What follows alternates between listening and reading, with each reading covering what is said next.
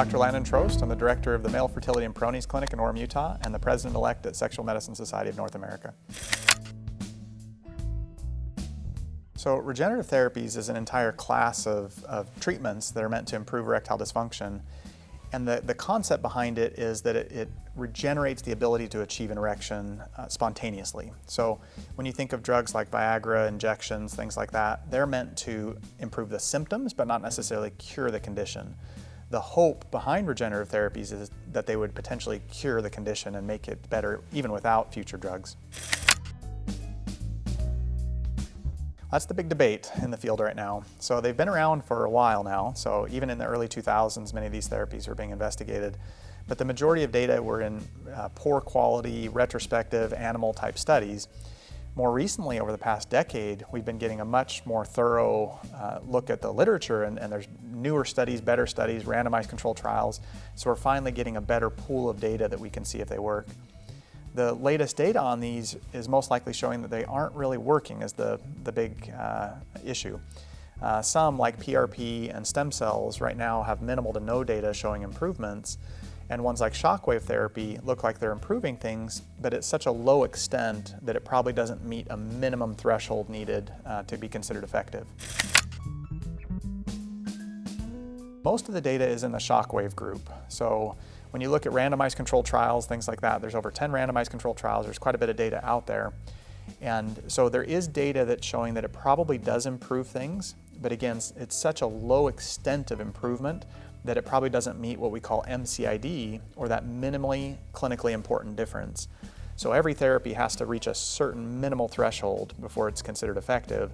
And the latest data that we have on shockwave shows that it probably doesn't meet that minimum threshold.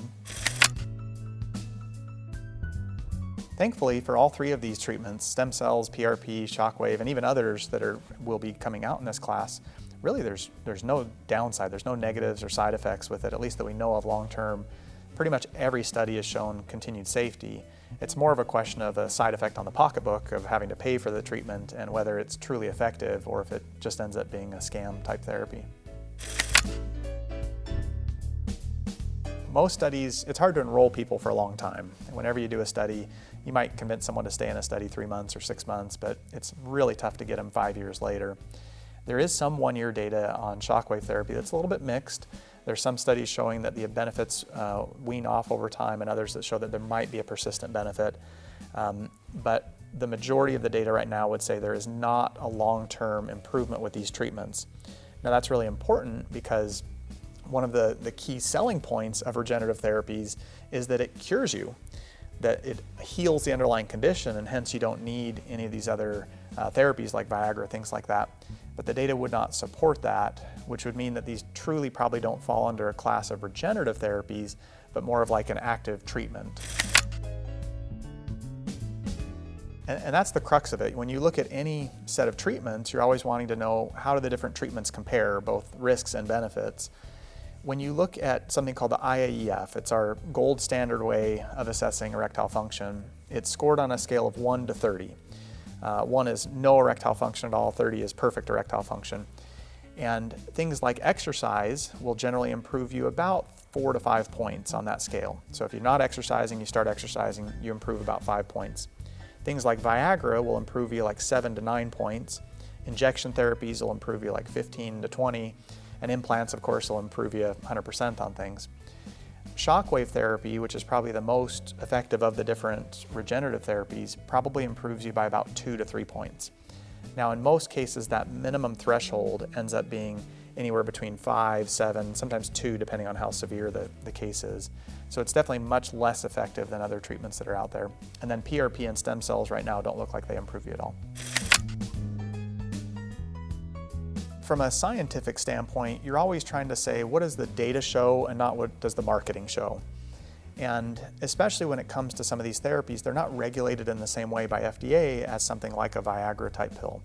Viagra is heavily regulated. They have to be extremely careful in what they say, otherwise they can get in big trouble and lose, their clearance. Many of these therapies don't have that same requirement, so they're much freer in the claims and statements that they'll make. And so from a myth standpoint, it's often very difficult to parse between what's reality and what's advertising. And so from a society standpoint, from an academic society, we don't have a horse in the race. We don't care what's effective, what's not. We just want to call clarity to what is truly effective and what is truly not effective. We try to be the source of reason, the source of what's right in the room. And again, we love to see effective therapies, but we hate to see things claim something that can't be supported by the data. I think as with anything, you just want to be educated on it. And I think as long as you know what you're getting when you go into it, wonderful. I think if you are going off of a hope or going off of advertising, then you're much more likely to be disappointed, with treatment.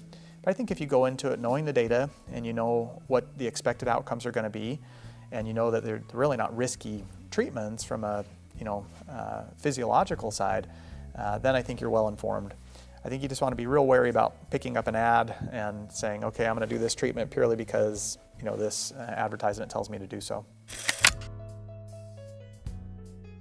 From a sexual medicine society, we are coming out with a new position statement that should be out within the next year. It's an update of our prior regenerative therapies statement, and it highlights all the most recent data and research.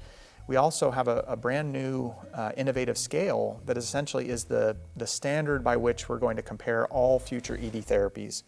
So this is the minimum scale you need to reach in order to be considered effective. We hope that this will be picked up by other regulatory bodies like FDA and others to say that, all right, this is a very acceptable scale when something can be considered effective versus non-effective. So be on the lookout for that. It should be in the next year or so.